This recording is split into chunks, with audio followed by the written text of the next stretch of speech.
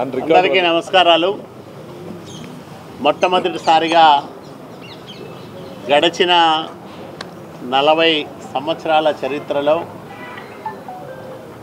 తుంగభద్ర వ్యవస్థ కింద అనుబంధంగా ఉన్న ఆయకట్టు నియోజకవర్గాల ప్రజాప్రతినిధులందరూ ఆనందం వ్యక్తం చేసిన సందర్భం ఇదే.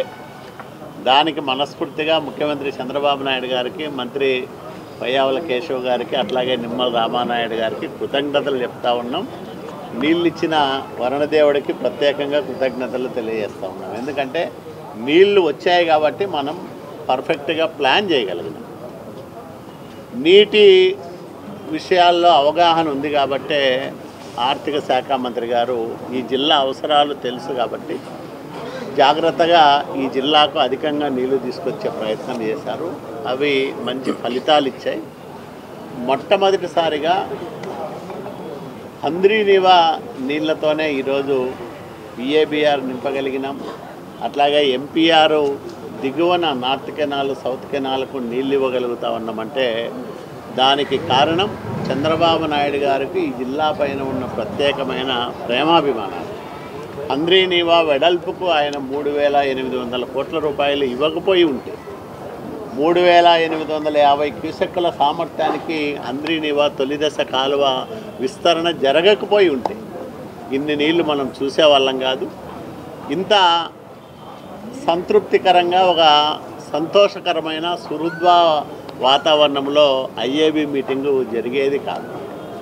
మొట్టమొదటిసారిగా నేను కూడా 40 సంవత్సరాలుగా రాజకీయాలను దగ్గరగా గమనిస్తూ ఉన్నా. తాడిపత్రి టీబీసీ శాసనసభ్యులు సంతృప్తి వ్యక్తం చేశారు. నీళ్లు మిగిలిన ఇంకో 60-70 వేల ఎకరాలు మేము సాగు చేసుకుంటామనే పరిస్థితి వచ్చింది. అంటే ఇంత మెటికులస్ ప్లానింగ్ ఉండడం వల్ల ఒక ప్రభుత్వానికి లేదా ప్రభుత్వంలో ఉన్నత స్థానాల్లో ఉండే వ్యక్తులకు రైతుల పట్ల, వ్యవసాయం పట్ల ఆసక్తి, అనురక్తి ఉంటే, ప్రేమ, అభిమానం ఉంటే ఎట్లా చేయగలమో ఈ ప్రభుత్వం చేసి చూపించింది. కాబట్టి రైతులందరికీ మేము ఒకటే విజ్ఞప్తి చేస్తూ ఉన్నాం. మీ పంటలను కాపాడే బాధ్యత మాది, ఈ ప్రభుత్వానికి. ప్రతి రైతు పంటను కాపాడుతాం, సక్రమంగా నీళ్ళు ఇస్తాం, నీటి వృధా ఎక్కడా జరగకుండా జాగ్రత్తలు తీసుకుంటాం.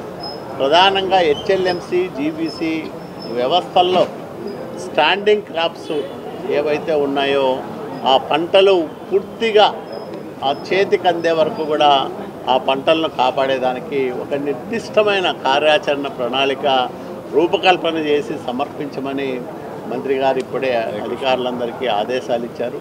కాబట్టి ఒక మంచి సుహృద వాతావరణంలో జరిగిన ఈ ఐఏబీ సమావేశంలో అందరం కూడా ఐకమత్యంగా ఈ జిల్లా భవిష్యత్తు కోసం, ఈ జిల్లా రైతుల అవసరాలు తీర్చడం కోసం, వ్యవసాయాన్ని లాభసాటిగా మార్చడం కోసం, ఆయకట్టు భూముల్లో మంచి పంటలు పండించడం కోసం నిరంతరాయంగా కష్టపడి పనిచేస్తామని మనవి చేస్తాం.